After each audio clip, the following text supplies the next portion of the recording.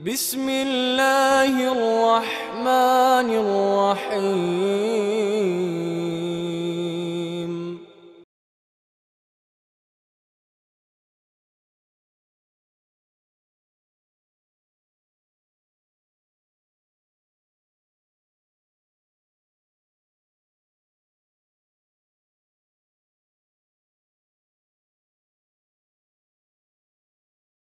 إن الحمد لله الذي هدانا لخير الأديان وما كنا لنهتدي لولا أن هدانا الله أكمل لنا ديننا وأتم علينا نعمه ظاهرة وباطنة ورضي لنا الإسلام دينا ألف بين قلوب أهل الإيمان فأصبحوا بنعمته إخوانا يقول جل وعلا واذكروا نعمة الله عليكم إذ كنتم أعداء فألف بين قلوبكم فأصبحتم بنعمته إخوانا وكنتم على شفا حفرة من النار فأنقذكم منها كذلك يبين الله لكم آياته لعلكم تهتدون والصلاة والسلام على سيد المرسلين سيد الأولين والآخرين قائد الغر المحجلين المبعوث معلما ورحمة للعالمين نبينا محمد بن عبد الله خير خلق الله الذي بلغ الرسالة وأدى الأمانة ونصح الأمة وكشف الغمة وتركنا على المحجة البيضاء ليلها كنهارها لا يزيغ عنها إلا هالك أما بعد فإن أصدق الحديث كلام الله وخير الهدي هدي نبينا محمد صلى الله عليه وسلم وشر الأمور محدثاتها وكل محدثة بدعة وكل بدعة ضلالة وكل ضلالة في النار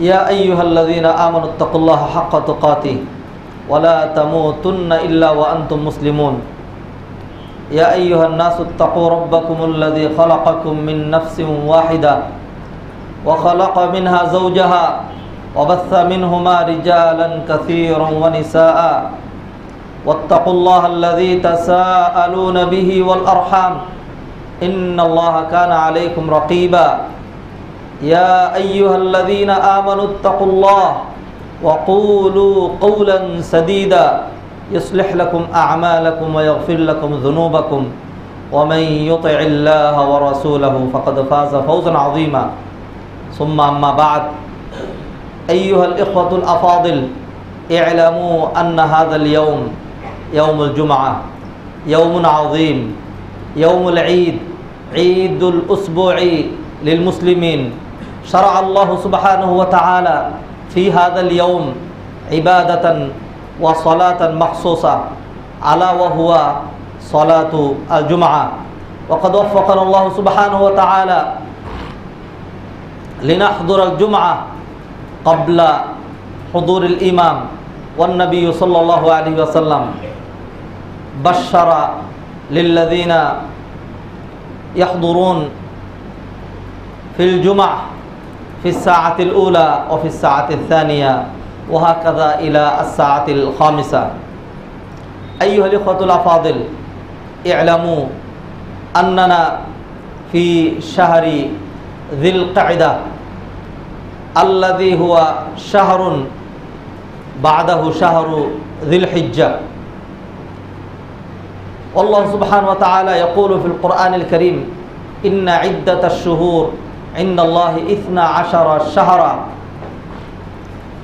إن عدة الشهور عند الله 12 شهرا في كتاب الله يوم خلق السماوات والأرض منها 4 حرم والنبي صلى الله عليه وسلم بيّن هذه الأشهر الحرم সালাসাতু আশহুর মুতাতালিয়াত ওয়া রাজাবু মুদার والشهور التي هي متتالية فهي ذي القعدة وذي الحجة وشهر الله المحرم والشهر الرابع الذي هو من أشهر الحرم هو شهر رجب. في هذا الشهر يستعد عباد الله حجاج بيت الله الحرام لأداء فريضة الحج ويأخذون استعدادهم لأداء مناسكهم. لذلك حرم الله سبحانه وتعالى وزاد شرف هذا الشهر أيضا حتى يصلون إلى الحرم بكل أمن وأمانة. كذلك جعل الله سبحانه وتعالى شهرا محرما ألا هو شهر الله المحرم حتى يعود الحجاج إلى بيوتهم بكل أمن وأمانة وسلامة. أيها الإخوة في الله اعلموا أن الله سبحانه وتعالى فرض علينا الحج وذلك لمن له الاستطاعة والقدرة ولمن له مال ولمن له الصحة. يقول تعالى ولله على الناس حج البيت من استطاع إليه سبيلا.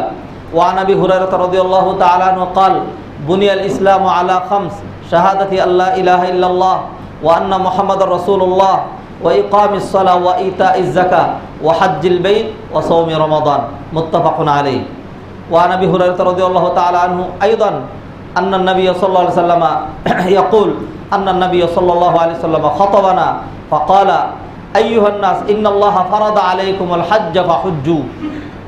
فقال رجل يا رسول الله أكل عام يا رسول الله حتى قالها ثلاثا. فقال النبي صلى الله عليه وسلم لو قلت نعم لوجبت ولما استطعتم. ثم قال النبي صلى الله عليه وسلم ذروني ما تركتكم فإنما هلك من كان قبلكم بكثرة سؤالهم واختلافهم على أنبيائهم فإذا أمرتكم بشيء فأتوا منه ما استطعتم وإذا نهيتكم عن شيء فانتهوا متفق عليه. মুআজ্জাজ হাজিরিন মুসল্লিয়ানে কেরাম, আল্লাহ সুবহানাহু ওয়া তাআলা আমাদেরকে যিলকাদ মাসের এই জুমায় হাজির হওয়ার তৌফিক এনায়েত করেছেন। ওয়ালিল্লাহিল হামদু ওয়াল মিন্নাহ। যিলকাদ মাস এটি বৎসরে যেই অধিক ফজিলতপূর্ণ অধিক মর্যাদা মণ্ডিত চারটি হারাম মাস রয়েছে তার একটি মাস। জিলহজ মাসকে মাঝে রেখে পূর্বের এক মাস আর জিলহজ মাস আর জিলহজের পরের আরেক মাস, এই তিনটি মাস হলো একাধারে। আর সবটুকুনি হজের গুরুত্বের কারণে মানুষ যেন হজ সম্পাদনের জন্য প্রস্তুতি নিয়ে জিলকদ মাসে দূর দূরান্ত থেকে হারাম শরীফে নির্বিঘ্নে নিরাপত্তার সাথে পৌঁছাতে পারে এবং হজ সম্পাদন করে তাদের স্বদেশে তাদের নিজ আবাস গৃহে যেন নিরাপদের সাথে পৌঁছাতে পারে।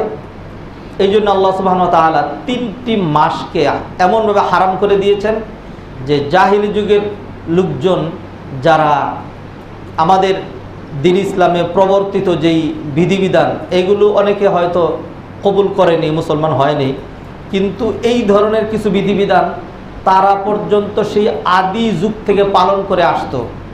যেই জাতি মারামারি কাটাকাটি হানাহানি হিংসা বিদ্বেষ চুরি ডাকাতি চামারি ইত্যাদিতে লিপ্ত থাকত, নিয়ম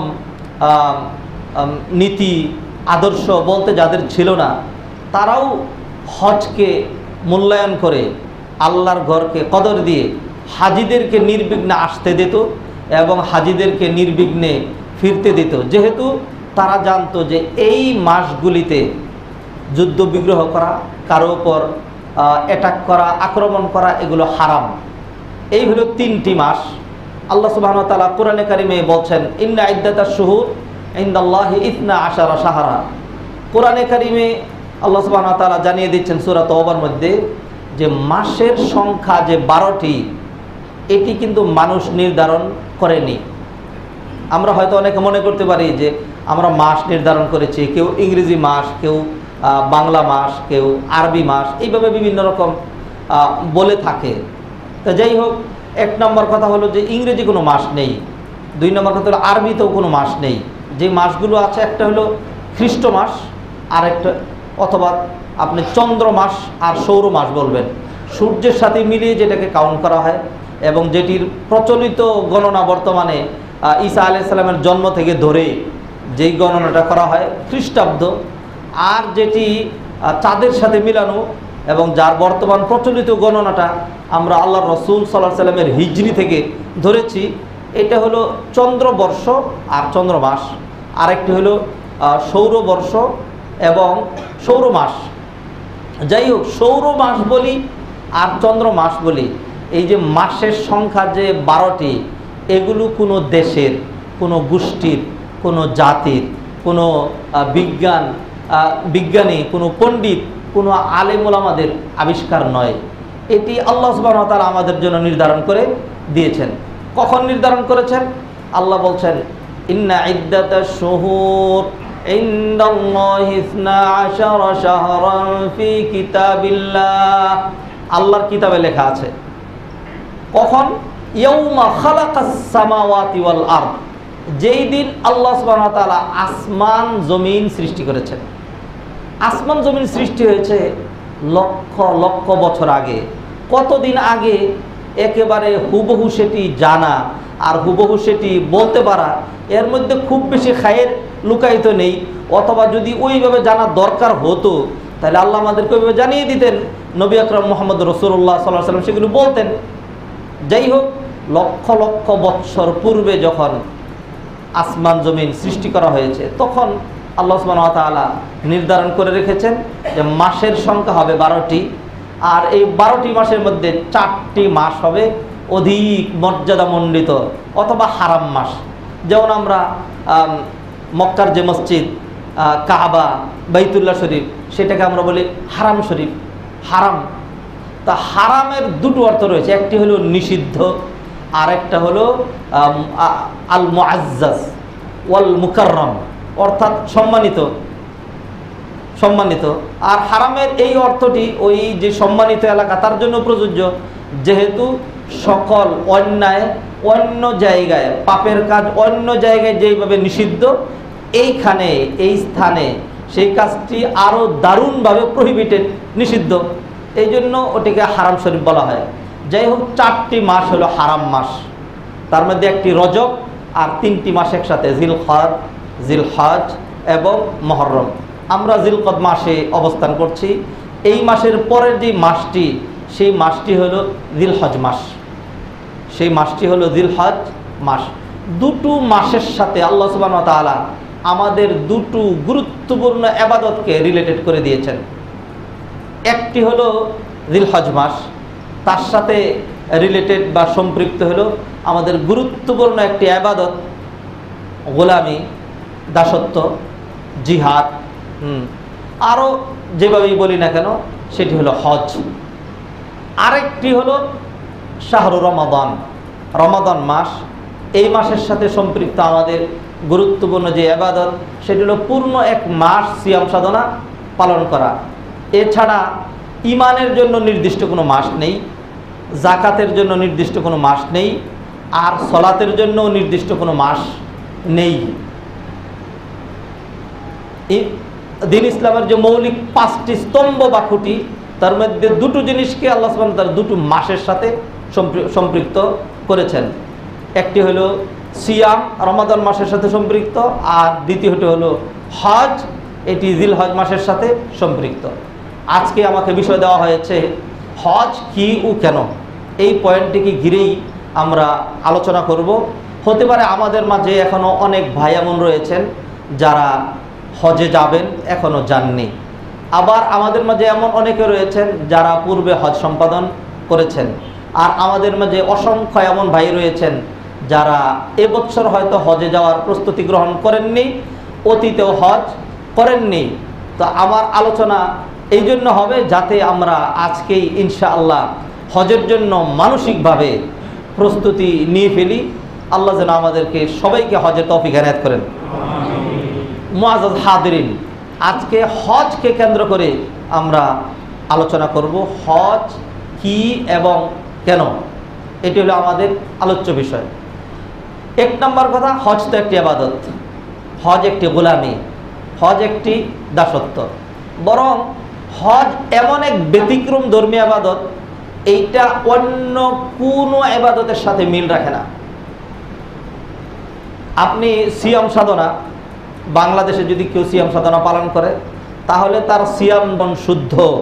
কেউ যদি জাপানে, জার্মানে, আমেরিকায়, আফ্রিকায়, পৃথিবীর যে কোনো স্থানে সিয়াম সাধনা পালন করে তার সিয়াম একইভাবে শুদ্ধ। সালাত দুনিয়ার যে কোনো জায়গায় আদায় করা যায়। আল্লাহ রাসূল হাদিসের মধ্যে বলেছেন, ওয়াজুইলাত লিয়াল আরদু মসজিদান ওয়া তুহুরা। এই উম্মতের অন্যতম বৈশিষ্ট্য হলো উম্মতের জন্য বিশ্বের যে কোনো স্থানে সালাত আদায় করার অনুমোদন রয়েছে। শর্ত হলো যদি সেখানে সালাত নিষিদ্ধ না হয়ে থাকে, যেমন কবর, তার উপর সালাত আদায় করা নিষেধ। নাপাক জায়গা যদি হয় তাহলে তার উপর সালাত আদায় করা নিষেধ। এটি ছাড়া মোটামুটি সকল স্থানেই মানুষ সালাত আদায় করতে পারে। যাই হোক, সালাত, সিয়াম, যাকাত যে কোনো স্থানে আদায় করা যায়। মুমিন হওয়ার জন্য এমন কোনো শর্ত নেই যে কেউ যদি মুসলমান হতে চায় তাহলে তাকে মসজিদে আসতে হবে, কাবা শরীফে যেতে হবে, মসজিদ নববীতে যেতে হবে, অথবা আরব কান্ট্রিতে যেতে হবে, এমন কোনো শর্ত নেই।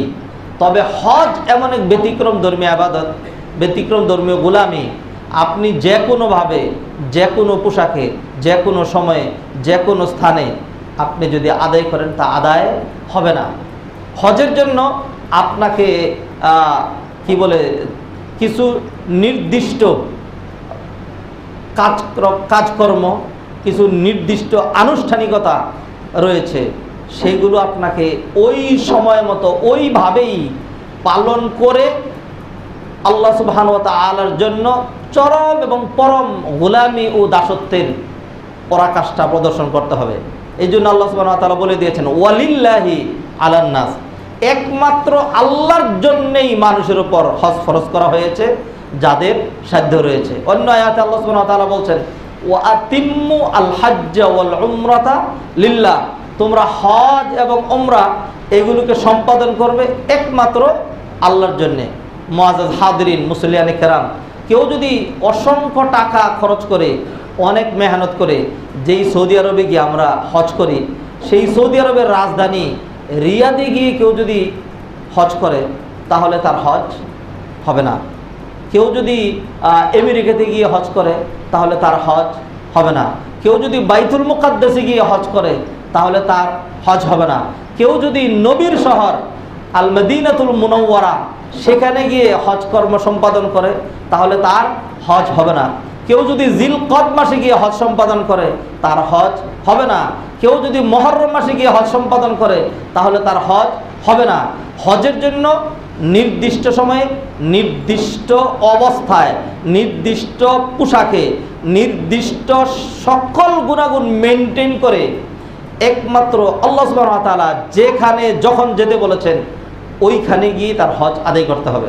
কোনো ব্যক্তি যদি মনে করে আমি হজেই যেহেতু এসেছি আর সারা জীবন এই কাবাকে সামনে রেখেই সালাত আদায় করেছি, আমরা সারা বিশ্বের যে কোনো জায়গার মানুষ, ওয়াহাইসুমা কুনতুম ফাওয়াল্লু উজুহাকুম শাতরা, যেখানেই থাকো না কেন কাবার দিকে মুখ করো। সুতরাং আল্লাহ যেহেতু সুযোগ করেই দিয়েছেন, আমি কাবা ঘর ছাড়বো না। যে যখনভাবে আমাকে বোঝান কাবা ঘরে আমি বসে থাকবো, কাবা ঘরের সামনে যদি কেউ বসে থাকে, সারাক্ষণ কাবা ঘরে তোয়াফ করতে থাকে, নফল নামাজ পড়তে থাকে, তাহলে তার হজ হবে না। হজ করার জন্য তাকে কাবা ঘর ছেড়ে দিতে হবে। কাবা ঘর ছেড়ে দিয়ে সেই যে মরু প্রান্তর, যেখানে মানুষ নেই, নির্জন পরিত্যক্ত জায়গা, আরাফার নির্দিষ্ট যে এলাকা, সেখানেই তাকে যেতে হবে।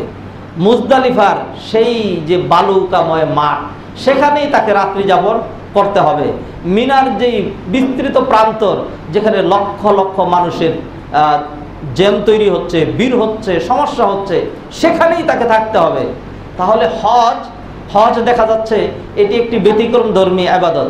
হজের মাত্র কয়েকটি দিক নিয়ে হয়তো আমি এক জুমায় আলোচনা করার মতো প্রয়াস পাবো। সেই জন্য আমি হজের একটু শুরু থেকে আপনাদের সাথে আলোচনা করতে চাই। এখানে আজকে অবশ্যই হজের মাসআলা মাসাইল এগুলো আলোচনা করা সম্ভব হবে না। শুধুমাত্র আজকের আলোচনার লক্ষ্য হলো যে হজের গুরুত্ব, হজের ফজিলত, হজের আহমিয়ত, হজের সিগনিফিক্যান্স, হজের ইম্পর্টেন্স, হজের প্রস্তুতি, হজ কিভাবে কবুল হয়, হজের পরের করণীয়, হজের কিছু ইতিহাস, এই 2-4টে কথা হয়তো আমরা বলতে পারবো। এর মধ্যে দিয়ে যেন অন্তত আমাদের মাঝে একটা জিনিস আজকেই তৈরি হয়ে যায়, সেটা হলো যে ছোট হোক, যুবক হোক, সম্পদ থাকুক অথবা না থাকুক, অন্তত এমন একটি ফাইনাল পাক্কা নিয়ত, এরাদা এবং ইচ্ছা যেন আমার আপনার মধ্যে চলে আসে যে ইনশাআল্লাহ আমি হজে যাব। তাহলে কি হবে? আল্লাহ রাসূল সাল্লাল্লাহু আলাইহি সাল্লাম যেমন হাদিসের মধ্যে বলে দিয়েছেন, আল আমালু ইনদাল্লাহি সাবআ, আমল আল্লাহর নিকট 7 রকম। তার মধ্যে 2টো আমল এমন যে কেউ যদি একটা অপরাধ করে তাহলে যেমন অপরাধ ওই পরিমাণ গুনাহ তার জন্য লেখা হয়। আর নেকের ক্ষেত্রে কেউ যদি একটা নেক কাজের নিয়ত করে, নেক কাজ করলো না, কেউ যদি একটা নেক কাজের নিয়ত করে তাহলে সে যেরকম বড় কাজের নিয়ত করলো তার জন্য অতটুকুন বড় একটা সওয়াব লিখে দেখা হবে। তা সুতরাং হজ একটা বড় ইবাদত, গুরুত্বপূর্ণ ইবাদত, অনেক ফজিলতপূর্ণ। কেউ যদি হজের পাক্কা নিয়ত করে ফেলে, এরপরে হয়তো তার তৌফিক পেতে 5, 7, 8, 10, 20 বছর সময়, অনেক সময় লেগে যেতে পারে। তাহলে সে যখন নিয়ত করে ফেললো, নিয়তের কারণেই কিন্তু তার জন্য আল্লাহ সুবহানাহু ওয়া তাআলা যেমন আমাদেরকে জানিয়েছেন, নবী আকরাম মুহাম্মদ রাসূলুল্লাহ সাল্লাল্লাহু আলাইহি ওয়াসাল্লাম যেমনটি হাদিসে বর্ণনা করেছেন, নিয়তের সাথে সাথে কিন্তু সে হজের একটা সওয়াব পেয়ে যাচ্ছে। এই জন্য আমি হজের কিছু গুরুত্বপূর্ণ দিক আপনাদের সামনে তুলে ধরতে চাই। মুআজ্জাজ হাজরিন, আগেই বলেছি হজের জন্য আল্লাহ সুবহানাহু ওয়া তাআলা কিছু নির্দিষ্ট জায়গা, নির্দিষ্ট ইবাদত আমাদের জন্য প্রবর্তন করেছেন। তোর মধ্যে কাবা ঘরের চতুর্দিকে তওয়াফ করা লাগবে, সফা মারওয়ায় দৌড়াদৌড়ি করা লাগবে, এরপরে মিনা মুজদালিফায় যেতে হবে। কেন যেতে হয়, এর কারণটা কি, হেতুটা কি? আমরা যদি একটু ইতিহাসের দিকে তাকাই তাহলে দেখুন আমাদের পিতা ইব্রাহিম আলাইহিস সালাতুস সালাম, আল্লাহ সুবহানাহু ওয়া তাআলা তাকে অসংখ্য বড় বড় কঠিন কঠিন পরীক্ষা দিয়েছেন। কঠিন কঠিন পরীক্ষার মাধ্যমে তিনি যখন পাশ করেছেন, তার মাধ্যমে আল্লাহ সুবহানাহু ওয়া তাআলা এই হজের প্রবর্তন করেছেন। আল্লাহ সুবহানাহু ওয়া তাআলা বাবা ইব্রাহিমকে যে পরীক্ষাগুলো দিয়েছিলেন, তার একটা পরীক্ষা ছিল এই তাওহীদ প্রতিষ্ঠায় নিজের জান বাজি রাখতে হবে। তিনি জান বাজি রেখেছিলেন। নমরুদ এবং নমরুদ বাহিনী, তিনি যখন মূর্তিগুলোকে ভেঙে দিলেন, তাগুতগুলিকে যিনি অসাড় প্রমাণ করলেন, আর তাওহীদের গুরুত্ব যখন তুলে ধরলেন, তর্ক যুক্তি কথাবার্তায় যখন তিনি বিজয়ী হলেন, পুরা জাতি পরাভূত হলো। কিন্তু শক্তি তাদের কাছে থাকার কারণে তারা ইব্রাহিম আলাইহিস সালামকে জোরপূর্বক তারা বিশাল অগ্নিকুণ্ড তৈরি করে সেখানে নিক্ষেপ করলো। ইব্রাহিম আলাইহিস সালাম তখনও কিন্তু তাদের কাছে মস্তক অবনমিত করেননি, তাদের কাছে সারেন্ডার তিনি করেননি। আল্লাহ সুবহানাহু ওয়া তাআলা তাকে এই অগ্নি পরীক্ষায়, অর্থাৎ আগুনে ঝাঁপ দেওয়ার মতো কঠিন পরীক্ষায় ফেললেন। এই পরীক্ষায় তিনি পাশ করেছেন। আল বিদায়া ওয়ান নিহায়া ইবনে কাসির একটা মন্তব্য তুলে ধরেছেন। এটা হাদিস কতটুকু বিশুদ্ধ তা জানি না। সেটি হলো যে ইব্রাহিম আলাইহিস সালাম বলেছেন তার জীবনে তিনি ওই যেই কয়দিন আগুনের ভিতরে ছিলেন, এই কয়দিন যেই আরামে ছিলেন, তার জীবনে দুনিয়াতে এত আরামে আর তিনি ছিলেন না। এত আরাম আল্লাহ সুবহানাহু ওয়া তাআলা, এবং কোরআনের আয়াত কিন্তু এটাকে সমর্থন করে। যেহেতু আল্লাহ সুবহানাহু ওয়া তাআলা ডাক দিয়ে বলেছিলেন, কুলনা ইয়া নার, হে আগুন, কুনি বারদান, ঠান্ডা হয়ে যাও। ঠান্ডা হয়ে গেলে তো শীতল হয়ে যেতেন। আবার বললেন ওয়া সালামান আলা ইব্রাহিম, ইব্রাহিমের জন্য শান্তি এবং আরামের বাগানে রূপান্তরিত হয়ে যাও। তাই ইব্রাহিম আলাইহিস সালাম এই পরীক্ষায় পাশ করলেন। এরপরে আল্লাহ সুবহানাহু ওয়া তাআলা ইব্রাহিম আলাইহিস সালামকে আরও একের পর এক পরীক্ষা দিতে থাকলেন। এর চেয়ে কঠিন যে পরীক্ষা, একজন পুরুষ মানুষ তার নিজের জান বাজি রাখা এটা সহজ, যদি তার পরীক্ষাটা তার পরিবার, তার সন্তানকে ঘিরে হয়, তাহলে পরীক্ষাটা আরও কঠিন হয়ে যায়। আল্লাহ সুবহানাহু ওয়া তাআলা বললেন, যেই বৃদ্ধ বয়সে পাওয়া সন্তান যাকে আপনি এত বেশি ভালোবাসেন, ওই সন্তান সহ তার মাকে আপনি বনবাস দিয়ে আসবেন। কোথায় বনবাস দেব? আপনি প্রস্তুতি নেন, আমি পাঠাচ্ছি। ফেরেশতা এসে সেই ফিলিস্তিন থেকে হাঁটা শুরু করলেন। হাঁটতে হাঁটতে আস্তে আস্তে কত দূর, তাবুক অতিক্রম করে, মদিনা অতিক্রম করে সেই মক্কা পর্যন্ত। তখন মদিনা থেকে মক্কা পর্যন্ত যে যে রাস্তা ছিল, এই রাস্তা ছিল 9 দিনের রাস্তা। পায়ে হেঁটে উট দিয়ে তারা 9 দিন, মদিনা থেকে মক্কা পর্যন্ত 9 দিনের রাস্তা ছিল। আর সেই ফিলিস্তিন থেকে প্রায় 1 মাসের রাস্তা এইটুকুন তিনি হেঁটে আসলেন। কোথায়? বর্তমানে যেখানে কাবাগর। কাবাগর বলতে কোনো কিছুই ছিল না। কিসের কাবাগর, কিসের মক্কা নগরী, কিসের বাড়ি, কিসের মানুষ, কোনো কিচ্ছু ছিল না।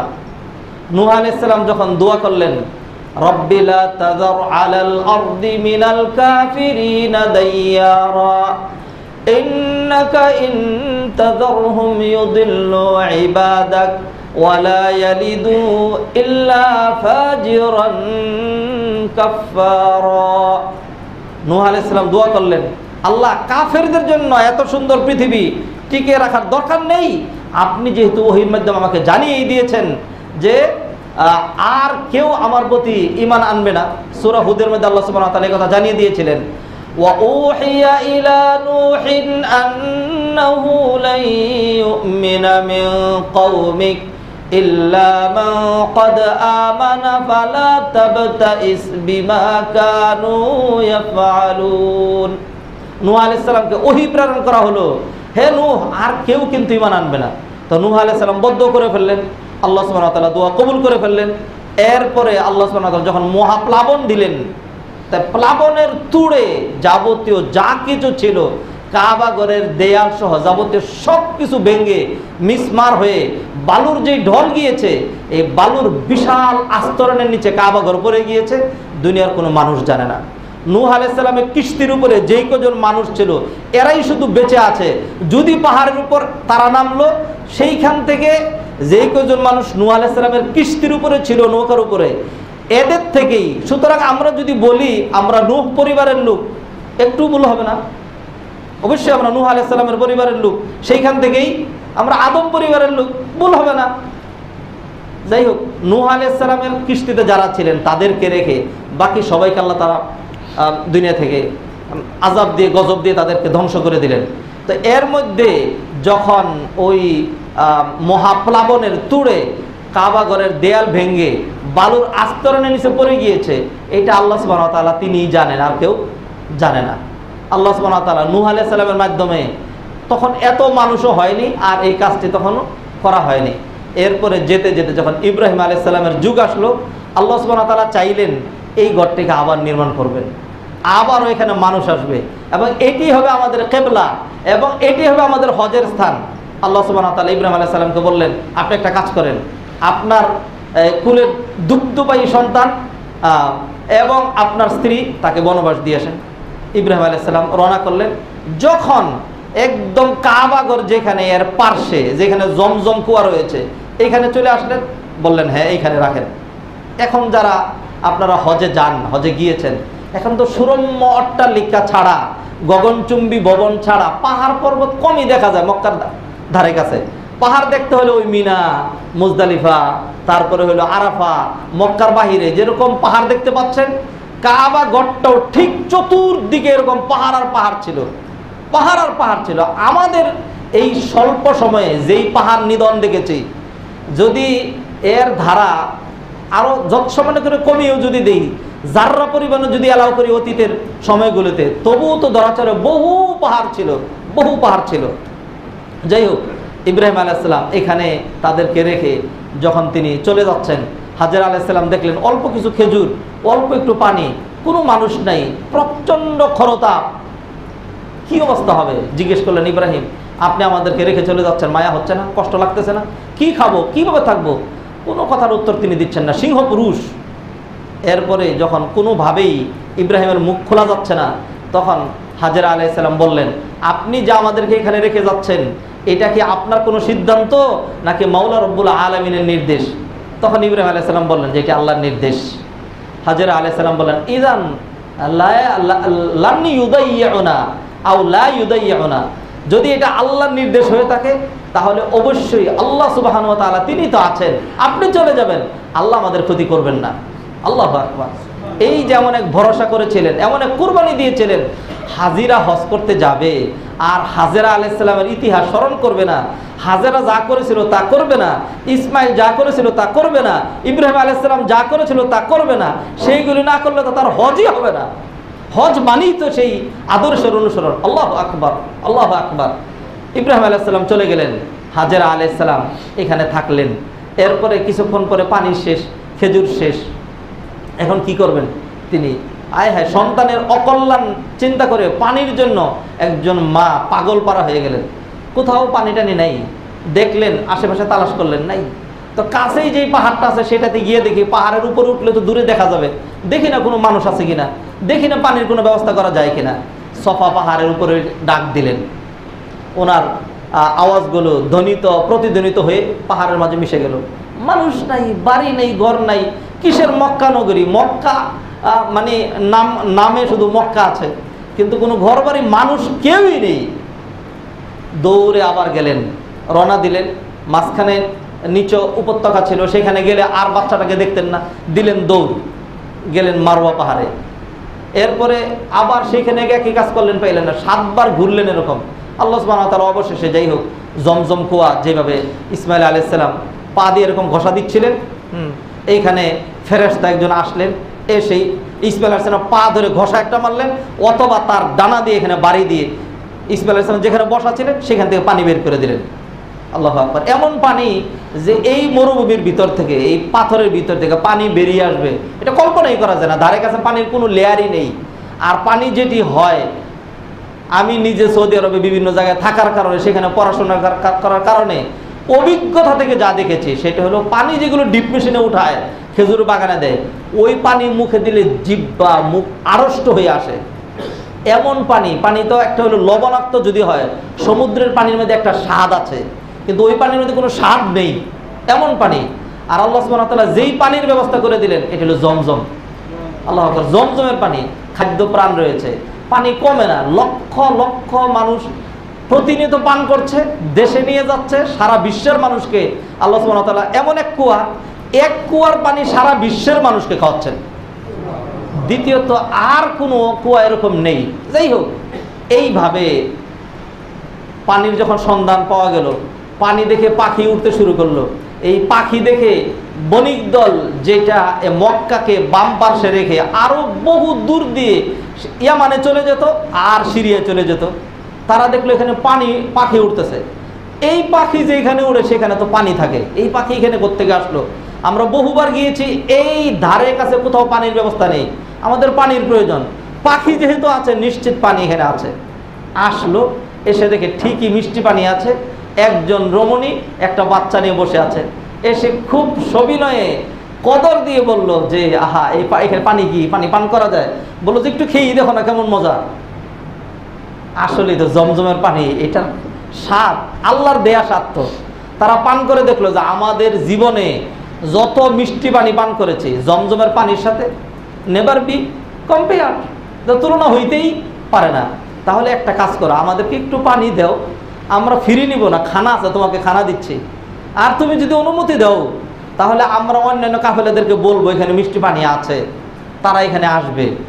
বললো হ্যাঁ, অনুমতি দেওয়া গেল। তুমি যদি অনুমতি দাও কিছুদিন পর যে আমরা তোমার ধারে কাছে নয়, আর একটু দূরে, ওইখানে একটু তাবু করে ওইখানে থাকি, কয়েকদিন পর আমরা চলে যাব। আচ্ছা থাকো। আল্লাহু আকবার, আল্লাহু আকবার। ইব্রাহিম আলাইহিস সালাম যখন চলে যান, দোয়া করেছিলেন আল্লাহ যেন মানুষের মন এদিকে ঝুঁকায় দেয়। যা যা দোয়া করেছেন এইগুলি আমি আলোচনা করব না, হজের মূল আলোচনায় যেতে চাচ্ছি। আল্লাহ সুবহানাহু ওয়া তাআলা প্রতিটি দোয়া কবুল করলেন। এরপরে ধীরে ধীরে মানুষ এই জমজমের পানিকে কেন্দ্র করে মানুষ আসতে শুরু করলো, বসতি গড়তে শুরু হলো। এরপরে এইভাবে এই পরীক্ষাতে ইব্রাহিম আলাইহিস সালাম পাশ করে ফেললেন, যে কি খানা পানি ছাড়া নির্জন জায়গায়, মানুষ নেই, কিচ্ছু নেই, এমন এক জায়গায় নিজের স্ত্রী আর সন্তানকে বনবাস দিয়ে চলে গেছেন। ফিরে তাকাইতে পারবেন না, আর দাঁড়ায় থাকতে পারবেন না। নিজ সহ ঠিক আছে, আমি সাথে থাকলে এক কথা, মরলে আমি সহ মরলাম, আর বাঁচলে আমি সহ বাঁচলাম, আমি থাকতে পারবো না। কেমন কঠিন পরীক্ষা দেখেন। যদি পরীক্ষাটা এর উল্টা হইতো যে তোমার ছেলে মেয়ে আর তোমার স্ত্রী ঘরে থাকবে, তোমার বনবাসে যেতে হবে, তাহলে আমার মনে হয় এই পরীক্ষাটা ইব্রাহিম আলাইহিস সালামের জন্য আরো অনেক হালকা এবং সহজ হতো। এই পরীক্ষায় পাশ করলেন।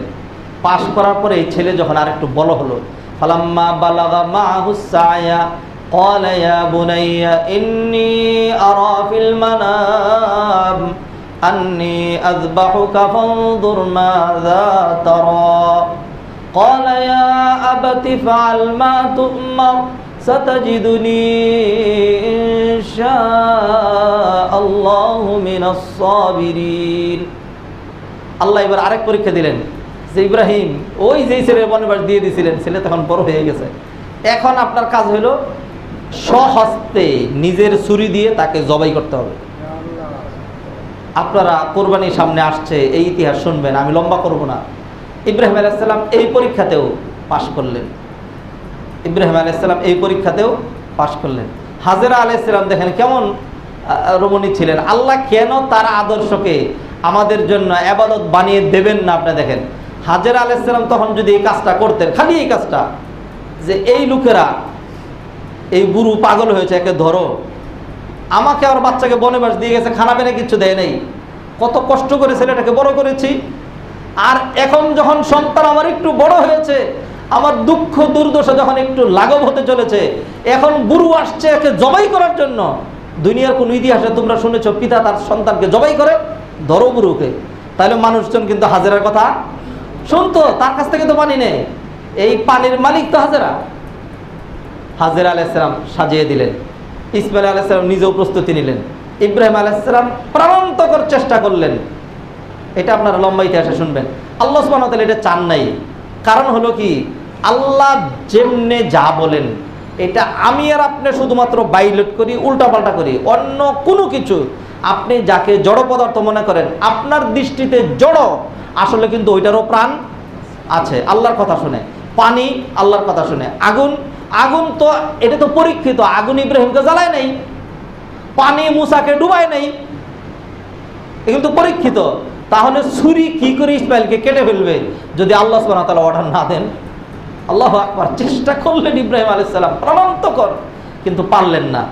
চোখটা যখন বেঁধে নিলেন আর কিছু দেখতেছেন না, ইসমাইলও নিচের দিকে চোখ বাঁধা, দেখতেছেন না। আল্লাহ সুবহানাহু ওয়া তাআলা ফেরেশতাদেরকে বলবেন আর কত পরীক্ষা দরকার, সরাও এটাকে বেহেশত থেকে দুম্বা পাড়া। ওয়াফাদাইনাহু বিযিবহিন আযীম, ওয়াফাদাইনাহু বিযিবহিন আযীম। আল্লাহ সুবহানাহু ওয়া তাআলা দুম্বা পাঠিয়ে, দুনিয়াতে কোনো বুকা দুম্বা গরু ছাগল এমন পাবেন না যে আপনি ছুরি এরকম চালাচ্ছেন আর দূর থেকে এসে গলা বাড়ায় দিবে যে আমারে কাটো। এরকম বুকা কোনো দুম্বা ছিলই না। আল্লাহ সুবহানাহু ওয়া তাআলা এই পরীক্ষাতেও তাকে পাশ করাইলেন। আরও তার জীবনের যে পরীক্ষাগুলো আছে সবগুলো বলার মতো সময় নেই। আল্লাহ সুবহানাহু ওয়া তাআলা কোরআনে কারিমে বলেছেন, ওয়া ইযিবতালা ইব্রাহিমা রাব্বুহু বিকালিমাতিন ফাআতাম্মাহুন قال إني جاعلك للناس إماما قال ومن ذريتي قال لا ينال عهد الظالمين। যখন পরীক্ষাগুলিতে পাশ করলেন, আল্লাহ বললেন, ইব্রাহিম আপনি সব পরীক্ষায় পাশ করেছেন, কোয়ালিটি অর্জন করেছেন, এখন আমি আপনাকে পুরো মানব মণ্ডলীর জন্য ইমাম বানাতে চাই।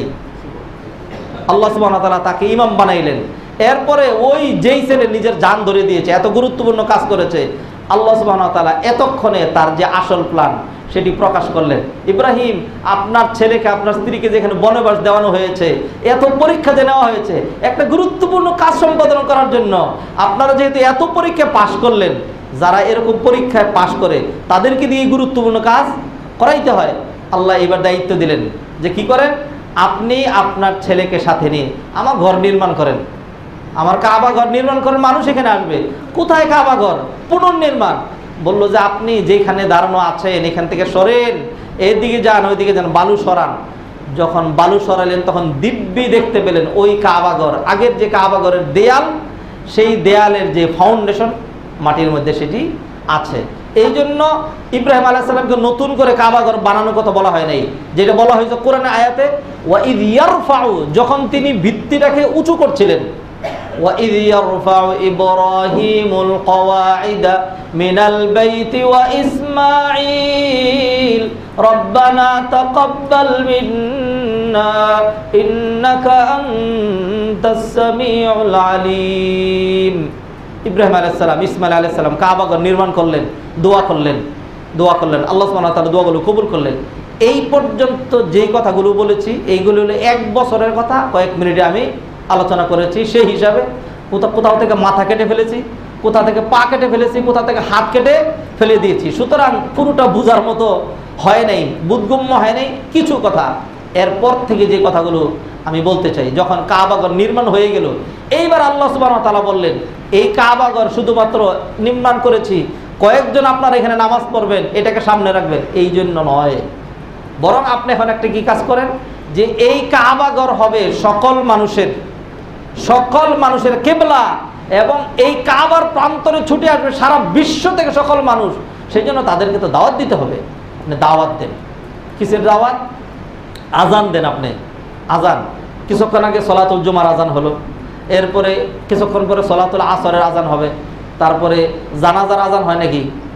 জানাজার আজান হয় না, ঈদের আজান, ঈদেরটাও হয় না। যাই হোক, হজের আজান দিতে বললেন, হজের আজান দেন, মানে হজের ঘোষণা আর কি। হজের জন্য তো আলাদা আজান লাগে না। ওয়াআযিন ফিন-নাসি বিল হজ্জ, একটা সূরাই রয়েছে 17 পারায়, সূরা নাম হলো সূরাতুল হজ্জ। এই সূরাতুল হজ্জে আল্লাহ সুবহানাহু ওয়া তাআলা ইব্রাহিম আলাইহিস সালামকে বললেন আযিন ফিন-নাসি বিল হজ্জ, হে ইব্রাহিম মানুষের মাঝে আপনি হজের আজান দেন। তাহলে কি হবে? ওয়াআযিন ফিন-নাসি বিল হজ্জ ইয়াতুকা রিজালান ওয়া আলা কুল্লি দামির ইয়াতিনা মিন কুল্লি ফাজ্জিন আমিক লিয়াশহাদু মানাফিআ লাহুম ওয়া ইয়াযকুরু ইসমাল্লাহি ফি আইয়ামিন মা'লুমাত আলা মা রাযাকাহুম মিন বাহিমাতিল আনআম। ইব্রাহিম আজান দেন, আজান দিলে সারা বিশ্বের সকল প্রান্ত থেকে মানুষ পাগল পারা হয়ে বাহনে চড়ে অথবা পদব্রজে পাগল পারা হয়ে আমার ঘরে ছুটে আসবে। ইব্রাহিম আলাইহিস সালাম বললেন যে আমি তো এত জোরে আওয়াজ করতে পারবো না, এত জোরে তো আজান দিতে পারবো না, আমার আওয়াজগুলো তো আমার মনে হয় এই পাহাড়েই ধ্বনিত প্রতিধ্বনিত হয়ে মিলিয়ে যাবে। আল্লাহ সুবহানাহু ওয়া তাআলা বললেন ইব্রাহিম ওই দায়িত্ব আপনার নয়, আপনি শুধু আজান দিবেন, আর কে আসবে কে আসবে না এবং কোত্থেকে কিভাবে আসবে সেই ব্যবস্থা আমি আল্লাহ চূড়ান্ত করে রেখেছি। আমি প্রত্যেকের কর্ণকুহরে তার রূহের মধ্যে আপনার এই আজানের আওয়াজ আমি আল্লাহ পৌঁছে দেব। আল্লাহ সুবহানাহু ওয়া তাআলা যাদের কর্ণকুহরে, যাদের কলবের মধ্যে সেই আওয়াজ পৌঁছে দিয়েছেন, তারা বাংলাদেশ থেকে হোক, অন্য দেশ থেকে হোক, সরকারি চাকরি ছেড়ে দিয়ে হোক, ছুটি নিয়ে হোক, তার হাজার হাজার লক্ষ লক্ষ টাকা ইনকাম বন্ধ করে হোক, তার ব্যবসা বাণিজ্য পরিবার পরিজন ছেড়ে দিয়ে হোক, যে কোনোভাবে হোক, মানুষ যাদের হজের সময় হয় তারা পাগল হয়ে যায়, পেরেশান হয়ে যায় যে আর কোনো কিছু বুঝি না, যাই হোক আমাকে হজে যেতেই হবে, হজে যেতেই হবে। এই দায়িত্বটা আল্লাহ সুবহানাহু ওয়া তাআলা নিয়েছেন। মুআজ্জাজ হাজরিন, দেখেন যারা হাজি তাদেরকে বলা হয় দুয়ুফুর রহমান, আল্লাহ সুবহানাহু ওয়া তাআলার ভিআইপি গেস্ট। দুয়ুফ, দয়ফুনের প্লুরাল, দুয়ুফুর রহমান, আল্লাহর মেহমান, আল্লাহর মেহমান। তো যদি আপনি আপনার বাড়িতে মেহমান দাওয়াত দিতে চান, আর হাজিরা হলো ভিআইপি গেস্ট, যদি মেহমান দাওয়াত দিতে চান, মনে করুন আপনি আপনার ছেলের বিয়েতে কার্ড টাট করলেন, সব কিছু করলেন, এখন দাওয়াত দেওয়ার জন্য একজন মন্ত্রী বা এমপিকে দাওয়াত দেওয়ার জন্য একটা কার্ড আপনার বাড়ির যেই চাকর অথবা দারোয়ান তাকে দিয়ে মন্ত্রীর কাছে পাঠিয়ে দিলেন একটা কার্ড। আপনার এই কার্ড পেয়ে কি মন্ত্রী আসবে? কোনোদিনই আসবে না। এটা তার অবমাননা, এটা তো হয় না। হাজিরা আল্লাহর এমন ভিআইপি মেহমান, এদেরকে দাওয়াত দেওয়ার জন্য ওই দাওয়াত যদি দিতে হয় হয়তো নিজে যেতে হবে, অথবা আপনার ছেলে, অথবা আপনার আপন ভাই, অথবা আপনার বাড়ির গুরুত্বপূর্ণ কোনো ব্যক্তিকে পাঠাইতে হবে। তা আল্লাহর ঘরের মেহমান বানানোর জন্য আল্লাহ দাওয়াত দিলেন, এবং মেহমানদারির জন্য আগের থেকে জমজমের পানি তৈরি করা শেষ। মেহমানদারি, জমজমের পানি আছে, এরপরে আরও যাক মেহমানদারি তা তো আছেই। যাওয়ার পরে হাজিরা দোয়া করবে আর আল্লাহ কবুল করবেন না, এমনটি হয় না। হালাল ইনকাম নিয়ে কেউ যদি হজে যায়, হজ করবে আর তার গুনাহও থাকবে, হজ করবে আর তার গুনাহ মাফ করা হবে না, তার দোয়া কবুল করা হবে না, এমনটি হইতেই পারে না। এই জন্য আল্লাহ রাসূল সাল্লাল্লাহু আলাইহি ওয়াসাল্লাম এক হাদিসের মধ্যে বলে দিচ্ছেন, মান হাজ্জা ফালাম ইয়ারফুস ওয়ালাম ইয়াফসুক রাজাআ কায়াউমি ওয়ালাদাতহু উম্মু। কোনো ব্যক্তি যদি হজ করে, হজ করার সময় ওই যে ভ্রমণে গেল, এতে সে কোনো পাপ কার্যে অথবা পাপ কথায় লিপ্ত হলো না। শর্ত এইটুকুন, কোনো পাপাচারে লিপ্ত হলো না, উল্টাপাল্টা কিচ্ছু করলো না, জিনা, ব্যভিচার, চুরি, চামারি ইত্যাদি, ক্লিকবাজি এগুলি কিচ্ছু করলো না। তাহলে আল্লাহ রাসূল বলে দিচ্ছেন ওই লোক হজ করার পরে কেমন ফেরত আসবে? ওই যে কান্নাকাটি করছে, দোয়া করছে, তার সব গুনাহ কেমন মাফ করা হবে? রাজাআ কায়াউমি ওয়ালাদাতহু উম্মু। একজন মা যখন সন্তান প্রসব করে, ছোট্ট বাচ্চা দুনিয়াতে যখন আসে, তার জীবনে যেমন কোনোই গুনাহ থাকে না, হাজী সাহেব হজ করে ফেরত আসলে তার কোনোই গুনাহ থাকে না। তো বিশাল ফজিলতের ব্যাপার। তা হাজিরা হলো আল্লাহর ভিআইপি গেস্ট, মেহমান। এদেরকে দাওয়াত দেওয়ার জন্য আল্লাহ সুবহানাহু ওয়া তাআলা যাকে দিয়ে দাওয়াত দিবেন, তাকে পরীক্ষা পরীক্ষা নিতে আগুনে জ্বালিয়ে পুড়িয়ে সারখার করে, স্বর্ণকার যেরকম স্বর্ণকে পুড়ে টুরে, তারপরে সমস্ত খাদ দূর করে দিয়ে একদম ভেজাল মুক্ত করে, তারপরে যখন অলংকার তৈরি করে, তখন একজন মেয়ে সেটা তার কানে, তার গলায়, তার শরীরে ঝুলায়। আল্লাহ সুবহানাহু ওয়া তাআলা ইব্রাহিম আলাইহিস সালামকে পরীক্ষা নিয়ে ওই মানে উত্তীর্ণ করেছেন। এরপরে তাকে ইমাম বানিয়েছেন পুরো মানব মণ্ডলীর জন্য। এরপরে আল্লাহ সুবহানাহু ওয়া তাআলা বললেন, ইব্রাহিম এই দাওয়াতটা আপনি দেন, মানুষকে হজের দাওয়াতটা আপনি দেন। ইব্রাহিম আলাইহিস সালামের মাধ্যমে দাওয়াত দিয়ে আল্লাহ সুবহানাহু ওয়া তাআলা আমাদেরকে আল্লাহর ঘরের মেহমান হওয়ার আহ্বান জানিয়েছেন। এবং আল্লাহ বলে দিয়েছেন সেখানে মানুষের জন্য অসংখ্য মানাফে, উপকার রয়েছে, অনেক কিছু রয়েছে। আর নিদর্শন যা রয়েছে, আপনি তো সেখানে গেলে মনে হবে যেন আমি মানে সচক্ষে হাজারো নিদর্শন দেখতে পাচ্ছি। এক তো আল্লাহর ঘর দেখতে পাচ্ছেন, ফিহি আয়াতুম বাইয়িনাতুম মাকামু ইব্রাহিম ওয়া মান দাখালাহু কানা আমিনা। ওইখানে গেলে মাকাম ইব্রাহিম দেখবেন। ইব্রাহিম আলাইহিস সালাম যখন কাবাগর নির্মাণ করেছিলেন, তখন দুইটা পাথরের উপরে দাঁড়িয়েছেন। মানুষ কাদা মাটির মধ্যে দাঁড়ালে যেরকম তার পা ঢুকে যায়, ঠিক তদ্রুপ ওনার পা দুইটা পাথরের ভিতরে ঢুকে গেছে। এই পাথর লিফটের মতো কাজ করেছে, ওনাকে উপরে নিয়েছে, ডানে নিয়েছে, বামে নিয়েছে, সেইগুলো রাখা আছে এখানে। কেমন নিদর্শন, জ্বলন্ত নিদর্শন দেখতে পাবেন। আরও যা রয়েছে, জমজম পানি, এটা তো আল্লাহর একটা নিদর্শন, আল্লাহর একটা বিশাল বড় নিদর্শন। কাবাগর, সফা মারওয়া, ইন্না সফা ওয়াল মারওয়াতা মিন শাআইরিল্লাহ ফামান হাজ্জাল বাইতা ওয়া ইয়াতামারা ফালা জুনাহা আলাইহি আন ইয়াতাওয়াফা বিহিমা মুআজ্জাজ হাদিরিন। আল্লাহ সুবহানাহু ওয়া তাআলা এইভাবে কাবাগর নির্মাণ করে ইব্রাহিম আলাইহিস সালাতু সালামের মাধ্যমে দাওয়াত দিলেন। আর সেই দাওয়াত আল্লাহ সুবহানাহু ওয়া তাআলা নিজে মানুষের কর্ণ করে, মানুষের কলবের মধ্যে পৌঁছে দিয়েছেন। কোনো ব্যক্তি যদি হজ করে, আল্লাহ রাসূল সাল্লাল্লাহু আলাইহি ওয়াসাল্লাম বলেছেন, তাবিউ বাইনাল হাজ্জি ওয়াল উমরাহ, তোমরা হজের পর হজ আর উমরার পর উমরা করতে থাকো। আরেক হাদিসে বলা হয়েছে যে কি, আল হাজ্জুল মাবরুর লাইসা লাহু জাযাউন ইল্লা জান্নাহ। হজ যদি মাকবুল হয়, কবুল হয়, তাহলে এর পুরস্কার জান্নাত ছাড়া আর কোনো কিছুই থাকে না। জান্নাত ছাড়া আর কোনো পুরস্কার তার থাকে না, একবারে ডাইরেক্ট পুরস্কার এটা।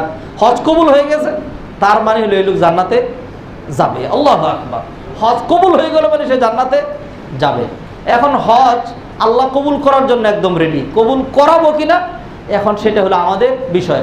মুআজ্জাজ হাদিরিন দেখুন, সুতরাং যে হজ নিয়ে কথা বলছিলাম, এইটা অন্যান্য ইবাদত যেরকম গোলামি, দাসত্ব, এই হজটাও এরকম গোলামি। হজের মধ্যে দুটো জিনিসের সমন্বয় রয়েছে, একটা হলো শারীরিক আর একটা হলো আর্থিক, বরং খুবই কঠিন। হজকে আল্লাহ রাসূল সাল্লাল্লাহু আলাইহি ওয়াসাল্লাম জিহাদ বলেছেন, হজকে আল্লাহ রাসূল সাল্লাল্লাহু আলাইহি ওয়াসাল্লাম জিহাদ বলেছেন। আমরা তো বর্তমানে যদি জিহাদের নাম শুনি তাহলে আমাদের কি বলেছে, সর্বনাশ জিহাদ। আর যদি কেউ জেহাদের দিকে আহ্বান করে, জেহাদের কথা বলে, তাহলে তার কোনো উপায়ই নেই। তবে আমি আপনাদেরকে একটা জেহাদের দাওয়াত দিচ্ছি, ওই জেহাদটা হলো হজ। ওই জেহাদটা কি? হজ। যারা জীবনে হজ করতে, জেহাদ করতে পারি নাই, আমাদের মনের ভিতরে একটা, কারণ আল্লাহ রাসূল হাদিসে বলছেন, মান মাতা ওয়ালাম ইয়াগজু ওয়ালাম ইউহাদ্দিস বিহি নাফসাহু মাতা আলা শু'বাতিন মিনান নিফাক। যে ব্যক্তি মারা গেল, জিহাদ করে নাই, মনে মনে জিহাদের প্ল্যান প্রোগ্রামও করে নাই, কোনো চিন্তাই করে নাই, তাহলে সে মুনাফিকি নিয়ে মারা যাবে। মুআজ্জাজ হাদিরিন, আয়েশা রাদিয়াল্লাহু তাআলা আনহা আল্লাহর রাসূলের কাছে নিবেদন করলেন যে আমরা তো দেখতে পাচ্ছি যে জিহাদ হলো সবচেয়ে উত্তম আমল, নারা আন্নাল জিহাদ আফদালুল আমাল, দেখতে পাচ্ছি জিহাদ হলো সবচেয়ে উত্তম আমল। আল্লাহ রাসূল সাল্লাল্লাহু আলাইহি সাল্লাম তখন বললেন যে হজ সম্পাদন করা এটা একটা জিহাদ, হজ সম্পাদন করা এটা একটা জিহাদ। সুতরাং ওই জিহাদে যাওয়া দরকার নেই, তুমি হজে চলো। মুআজ্জাজ হাদরিন, আমরা যারা হজ করি নাই আমাদের উচিত এই মুহূর্তে থেকেই হজের জন্য একটা পাক্কা নিয়ত করে ফেলা। আল্লাহ যেন আমাদের প্রত্যেকে হজের তৌফিক এনায়েত করেন। হজের মধ্যে দেখেন কেমন গোলামি রয়েছে, কেমন দাসত্ব রয়েছে।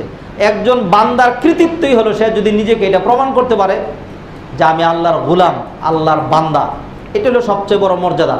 এই জন্য ঈসা আলাইহিস সালাম যখন পিতা ছাড়া জন্মগ্রহণ করলেন, আর যখন তাকে ইন্ডিকেট করে বিভিন্ন মানুষ বিভিন্ন রকম কথা বলল, তখন আল্লাহ সুবহানাহু ওয়া তাআলা তার জবান যখন খুলে দিলেন, তখন তিনি নিজের পরিচয় দিলেন। কি বলেন? তিনি বললেন ক্বালা ইন্নী আব্দুল্লাহ, আমি হলাম আল্লাহর গোলাম, আল্লাহর গোলাম। আল্লাহর রাসূল সাল্লাল্লাহু আলাইহি সাল্লামকে আল্লাহ যখন ওই ঊর্ধ্ব গগনে নিয়ে গেলেন, তখন আল্লাহ সুবহানাহু ওয়া তাআলা তাকে নবী, রসুল, মুজাম্মিল, মুদ্দাথির ইত্যাদি অন্য কোনো ছদ্মনাম কোনো কিছু বলেন নাই। আল্লাহ বলছেন সুবহানাল্লাযী আসরা বিআবদিহি, যিনি তার গোলাম এবং বান্দাকে রাতের আধারে ভ্রমণ করিয়েছেন। এই জন্য একজন হাজী সাহেব আল্লাহর ঘরের মেহমান ঠিক, কিন্তু এই হজটা হলো তার ইবাদত। ইবাদত হওয়ার কারণে একজন হাজী গোলামির চরম এবং পরম পরাকাষ্ঠা যেটা প্রদর্শন করে, এটা হলো হজের মধ্যে, যেটা সলাতের মধ্যে এতটা হয় না। কীরকম? অনেক টাকা পয়সা আছে, সব কিছু আছে। কোথাও যদি মনে করেন আমাদেরকে দাওয়াত দেয়, মনে করেন আজকে যদি আমরা কোথাও বড় কোনো অনুষ্ঠানে, মন্ত্রী মিনিস্টারদের বড় কোনো অনুষ্ঠানে যদি দাওয়াত পাই, তাহলে প্রত্যেকে আমরা এখন যেই পোশাকে আছি হয়তো এরকম পোশাকে থাকবো না। বাসায় যাব, বাসায় যাওয়ার পরে এগুলি পরিষ্কার পরিচ্ছন্ন করব, তারপরে আতর সেন্ট লাগাবো, দামি পোশাকটা পরবো, খুব সেজে গুজে তারপরে সেই দাওয়াতে যাব। আল্লাহ সুবহানাহু ওয়া তাআলা আমাদেরকে দাওয়াত দিলেন তার ঘরের মেহমান হওয়ার জন্য। অথচ যখন যাচ্ছি তখন আল্লাহ সুবহানাহু ওয়া তাআলা বললেন কি, তোমার মাথায় যে মুকুটটা আছে এটা খুলতে হবে, তোমার মাথার টুপিটা খুলতে হবে, তোমার সেলাইযুক্ত যত প্যান্ট, পায়জামা, লুঙ্গি আছে এগুলি খুলে ফেলতে হবে, সেলাইযুক্ত যত জুব্বা, পাঞ্জাবি যা আছে, গেঞ্জি কিচ্ছু রাখতে পারবে না, বরং একদম গোলাম হইতে হবে। জুতাও পরা যাবে না, জুতাও নিষেধ, মাথা খালি, পা খালি। এরপরে কি করতে হবে? একান্ত কিছু না পড়লে তো চলে না, এই জন্য সেরা দুইটা কাপড় পরবা, একটা কোনো রকম সেলাই ছাড়া, আর একটা উপরে রাখবা। এরপরে এসে বারবার খালি এটা বলবা লাব্বাইক আল্লাহুম্মা লাব্বাইক, লাব্বাইক লা শারীকা লাক লাব্বাইক, ইন্নাল হামদা ওয়ান নি'মাতা লাকা ওয়াল মুলক লা শারীকা লাক। আল্লাহ সুবহানাহু ওয়া তাআলা এই তালবিয়ার মাধ্যমে, এই ইহরামের পোশাকের মাধ্যমে হাজীদের পা থেকে জুতা খুলে দিয়ে, মাথা থেকে টুপি এবং মুকুট খুলে দিয়ে যা প্রমাণ করেছেন, সেটি হলো একজন বান্দা যখন গোলামির চরম পরাকাষ্ঠা প্রদর্শন করে, তখন আল্লাহ সুবহানাহু ওয়া তাআলা ওই বান্দাকে অনেক বেশি উপরে উঠায় আনেন এবং তার জীবনের গুনাহগুলো মাফ করে দেন। এই জন্য হাজী সাহেবরা দোয়া করবে আর কবুল হবে না, এমন হয় না। কোনো ব্যক্তি যদি হালাল জীবিকা নিয়ে সে হজের জন্য রওনা করলো বাড়ি থেকে, মাত্র এখন সে তার যে বাহনে ঘোড়ায়, গাধায় অথবা উঠে উঠবে, রেখাবে যখন সে পা দিয়েছে, অথবা মনে করেন আপনি আপনার বাড়ি থেকে বের হচ্ছেন, এখন মাইক্রোতে অথবা বাসে করে এয়ারপোর্টে যাবেন, যখন গাড়িতে পা দিচ্ছেন, হ্যাঁ, আর বান্দা যখন এই কথা বলে, যখন তালবিয়া পড়ে লাব্বাইক আল্লাহুম্মা লাব্বাইক, এটা যখন বলে, আল্লাহ সুবহানাহু ওয়া তাআলা ওইখান থেকে বলে যে বান্দা তুমি আমার দরবারে লাব্বাইক বলতেছো, আমি আল্লাহ লাব্বাইক বলতেছি, আমিও তোমার ডাকে সাড়া দিচ্ছি, তুমি কি চাবা, কি বলবা, সবই আমি কবুল করে ফেলবো। শর্ত হলো হালাল জীবিকা, শর্ত হলো হালাল জীবিকা। মুআজ্জাজ হাদিরিন, হজ একটি ব্যতিক্রম ধর্মী ইবাদত। হজ নির্দিষ্ট সময়ে নির্দিষ্ট কার্যক্রম সম্পাদন করে, সেখানে গেলে আপনি যেই জায়গায় হাজের আলাইহিস সালাম দৌড়াদৌড়ি করেছিলেন সেখানে দৌড়াইতে হবে, যেখানে ইব্রাহিম আলাইহিস সালাম তার ছেলেকে জবাই করার চেষ্টা করেছিলেন ওই এলাকায় গিয়ে আপনাকে কুরবানি করা লাগবে। আপনি সেখানে ইব্রাহিম আলাইহিস সালামের পদযুগল দেখবেন, আল্লাহ রাসূল সাল্লাল্লাহু আলাইহি ওয়াসাল্লাম যেখানে তওয়াফ করেছিলেন সেখানে তওয়াফ করবেন, নিশ্চিত আপনার পা এমন জায়গায় পড়বে যেখানে আল্লাহ রাসূলের পা পড়েছিল, নিশ্চিত আপনার পা এমন জায়গায় পড়বে যেখানে আবু বকর রাদিয়াল্লাহু তাআলা পা পড়েছিল, কোনো সন্দেহ ছাড়া। আল্লাহ সুবহানাহু ওয়া তাআলা আমাদেরকে হজ করার তৌফিক এনায়েত করুন, এবং হজ সহ যাবতীয় সকল ইবাদত আল্লাহর জন্যই করতে হবে, এর নাম হলো ইখলাস। এই জন্য আল্লাহ সুবহানাহু ওয়া তাআলা কোরআনে কারিমে বলেছেন ওয়া আতিমুল হাজ্জা ওয়াল উমরাতা লিল্লাহ, হজ এবং উমরা আল্লাহর জন্যই সম্পাদন করবে। আল্লাহ রাসূল সাল্লাল্লাহু আলাইহি ওয়াসাল্লাম হাদিসের মধ্যে বলছেন মান হাজ্জা ফালাম ইয়ারফুস ওয়ালাম ইয়াফসুক রাজআ কায়াউমা ওয়ালাদাতহু উম্মু, যে ব্যক্তি হজ করলো, হজ করতে গিয়ে কোনো রকম পাপ কার্যে পাপ কথায় লিপ্ত হলো না, সে নবভূমিষ্ঠ বাচ্চার মতো নিষ্পাপ হয়ে তার দেশে ফেরত আসলো। আল্লাহ সুবহানাহু ওয়া তাআলা কোরআনে কারিমে বলছেন, আল হাজ্জু আশহুরুম মালুমাত, হজ নির্দিষ্ট সময়ে করতে হবে। ফামান ফারাদা ফিহিন্নাল হাজ্জা, যে ব্যক্তি হজ করতে যাবে, ফালা রাফাসা ওয়ালা ফুসুকা ওয়ালা জিদালা বিল হাজ, সে অশ্লীল কথা বলতে পারবে না, অশ্লীল কাজে লিপ্ত হইতে পারবে না, আর ঝগড়াঝাটিও করতে পারবে না। যখন ছাত্র ছিলাম তখন এগুলি পড়ার সময় যে বুঝলাম যে অশ্লীল কথা অশ্লীল কাজ করতে পারবে না, এটা ঠিক আছে, কিন্তু ওয়ালা জিদাল, ঝগড়াঝাটি করতে পারবে না। ঝগড়ার প্রসঙ্গ আসলো কেন? একজন যেহেতু হজ করতে যাচ্ছে, সে ঝগড়া কেন করবে? এটা একটা প্রশ্ন ছিল। কিন্তু প্র্যাকটিক্যাল অভিজ্ঞতা থেকে দেখা গেছে হজ এত কঠিন, হজের সময় এমন সিচুয়েশন তৈরি হয় যে মানুষ অনেকে এমন এমন জঘন্য কথা বলে ফেলে। অনেকে যখন বলে, হাজি সাহেব হজ কিন্তু ইহরাম নষ্ট হয়ে যাবে, হজ নষ্ট হয়ে যাবে, বলে রাখেন হজ, হজ দরকার হয় জাহান্নামে যাবো, হজ লাগবে না, এই বছর হজ না হোক পরের বছর করব, এরকম কথাবার্তা বলে। মুআজ্জাজ মুসলিয়ানে কারাম, আমার খুতবা যারা শুনছেন, এদের মধ্যে যারা হজে যাচ্ছেন, আপনার আত্মীয় স্বজনের মধ্যে যারা হজে যাচ্ছে, সকলের জন্য এক কথায় একটি পরামর্শ, একটা উপদেশ, সেটা হলো যদি হজ করতে চান তাহলে আপনার একটা জিনিস লাগবে, এটা ছাড়া আপনার হজ হবে না, পারবেন না, সম্ভব না। সেইটার নাম হলো সবর, সেটার নাম হলো সবর। কেউ যদি সবর করতে পারেন তাহলে হজে যাবেন, আর কেউ যদি সবর করতে না পারেন তাহলে এই সফরে কষ্ট করার, টাকা পয়সা খরচ করার অনর্থক বিন্দুমাত্র কোনো প্রয়োজন নেই। যে যত টাকা খরচ করে যাবেন, কার সাথে কোন গ্রুপে যাচ্ছেন, ভিআইপি গ্রুপে নাকি অমুক গ্রুপে, কত লক্ষ টাকা দিয়েছেন, এটা আমার জানার দরকার নেই। তবে আমি যেটা আপনাকে একদম সিউরিটি দিয়ে বলতে পারি, সেটা হলো যেই টাকা খরচ করেছেন এর উপরে যদি আরও 10 লাখ টাকা এক্সট্রা খরচ করেন, তবু আপনি আপনার মন মতো যেমনে চাচ্ছেন ওইভাবে হজ করতে পারবেন না। কারণ হজটা এটা অন্য কোনো ভ্রমণ নয়, এটা not as like as another travel, এটা ট্রাভেল না, এইটা হলো ইবাদত, এইটা হলো গোলামি। হজ হলো কষ্টের জিনিস। কেউ যদি কষ্ট করতে রাজি থাকেন, বাড়ির থেকে যখন বের হলেন তখন থেকে আপনার কষ্ট শুরু হলো। রাস্তায় আপনাকে বলবে বসে থাকেন, বসেই থাকবেন, দাঁড়ায় থাকবেন, দাঁড়াই থাকবেন, জেমে পড়েছেন, জেমেই পড়ে থাকবেন। আপনার এখন আর অফিস ধরার কোনো দরকার নেই। আল্লাহ সুবহানাহু ওয়া তাআলা যতটুকু আপনাকে কষ্ট ফেলবেন, আপনি কষ্ট করলে অসুবিধা কোথায়? আপনি তো প্রতিটা সময় প্রতিটা মুহূর্ত আল্লাহর ইবাদতেই আছেন।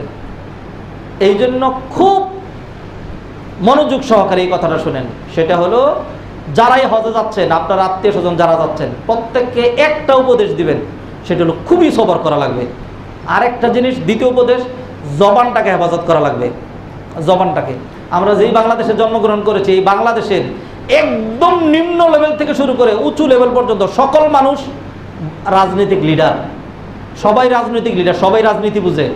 যে কোনো লোক, শিক্ষা দীক্ষা কিছু থাকুক বা না থাকুক, রাজনীতি করে। তো এত মানুষ যদি রাজনীতি করে, আমি আর আপনি যদি হজে যাই, আর এই হজের এই অল্প কিছু সময় যদি আমি আর আপনি রাজনীতি না করি, আমাদের দেশ খুব পিছিয়ে তো যাবে না। রাজনীতি করার দরকার না। ওইখানে গিয়ে অমুক পার্টি সরকার এটা করছে, ওইটাই করছে, এরকম হচ্ছে, পত্রিকায় দেখছি, টিভিতে আসছে, টেলিফোনে বলছে, এইগুলির কোনো দরকার নেই।